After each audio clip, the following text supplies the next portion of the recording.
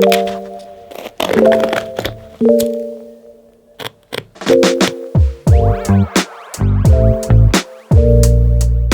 since Nike Shox came out when I was 10 years old, I've always wondered what's in the Shox. Is it springs? Is it air? Is it foam? Is there some kind of liquid in there? What's in the Shox? Do they actually work? Is it all for looks? What does it all mean?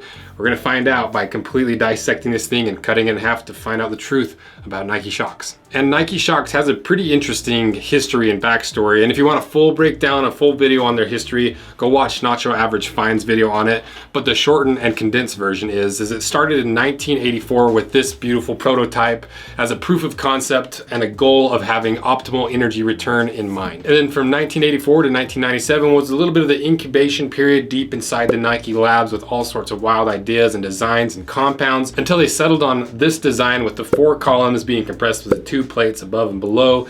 They released it into the market in 2000 and it had a good amount of hype and sales. Look at this graph. According to everything I watched, at least for me, I was always hyped about them and wanted a pair, never got a pair. And then the sales and notoriety really exploded when this happened. And Nike came out with several different versions throughout the years, but they never really took off like some of Nike's other technology with the air units and all the other gimmicky stuff. So let's start dissecting this thing and see if we can figure out why. Let's start with the upper. Is this white bit real leather? Is it fake leather? Let's let the flames decide. Put this up to the, wow, that's a big flame. Put this up to the upper and you can see how it's curling and melting, and leather doesn't do that, so clearly it's a fake leather. And you can also tell by the cross section, you can see it's almost too white inside of there. You don't see that classic bluing that's caused by the chrome tanning process. So fake leather. And then next to this 3D molded panel on the side here, how do they achieve this? Is it foam behind it? Let's find out. We'll let the knife decide. We do a little cut and start splitting that open, and you can see that it's just a backing layer. And I'm guessing the way that they do this is they have it as a flat sheet with this top silver on top with that backing layer behind, and a big hot metal plate presses this design into this, and the heat seals that design and sets that design into the panel. And then obviously they last it around the shoe. And one interesting thing about Shox, and what makes the heel stand out and really gives the heel emphasis, is this upper tucks in between the outsole and the midsole, and there's no sidewall. So it looks like your foot is almost on the ground, but in reality you can see how tall that midsole is if I fold it like that. And as far as I could tell, there's a lot of confusion of what's in the midsole of the forefoot. Is it an air unit? Is it just foam? Is there any voids in there? So we'll see when we get it cut in half. But first, let's test these Shox to see if they actually work. So we took them out to the bar drop testing machine to see what would happen if we dropped that 40-pound steel bar from 36 inches in the air onto one of these Shox.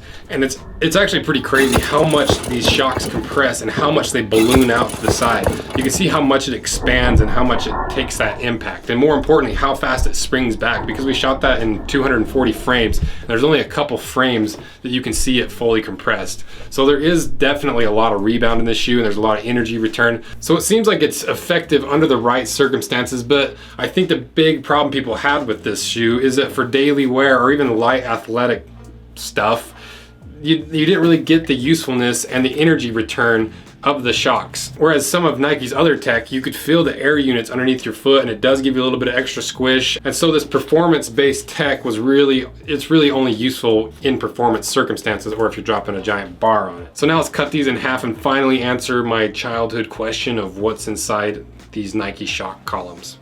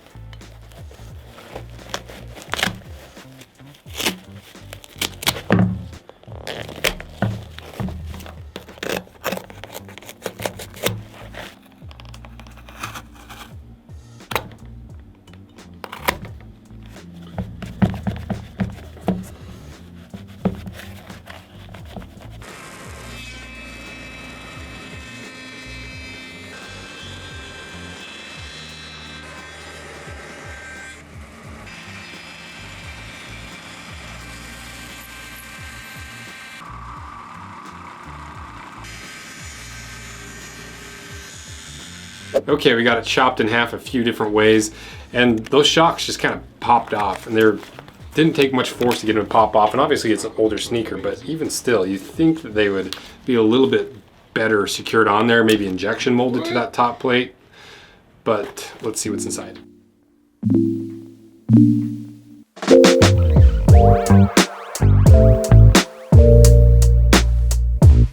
So no springs, unfortunately. They're just hollow columns of polyurethane foam. And the foam is surprisingly dense. If we put it on the durometer tester, it's a 50 Shore A, which is probably a lot of why they don't compress very easily. The midsole, if we take a quick measurement of that, 21 Shore A, so it's double the density of the midsole. And I think that's why these didn't perform well under daily use, because they're just too stiff, but they probably had to make them that way in order for these shoes to be stable enough so those shocks weren't just slipping around and sliding off to the side, potentially causing your ankle to roll. So it might have been a case of the gimmick concept outpacing the reality of what was actually possible. But one thing that is really well engineered that you might have looked past and not ever considered is the shape of the shocks, because most people would just assume they do a hollow tube, but the problem is it would easily pinch in the middle and fold and compress too much. So what they've done to mitigate that is put this really fat rib in the middle of the shock and then these little ribs on the inside, so that as you saw in that slow-mo footage, when that compresses, there's no room for it to kink and fold. It just expands outward so that it can equally compress without kinking and folding over. So it is a really smart shoe, and a lot of engineering and design work went into it, but it just didn't work well enough functionally. The idea was there, but it just didn't work in practice. But I really want to see a real Nike Shox with real titanium springs to give the people what they want.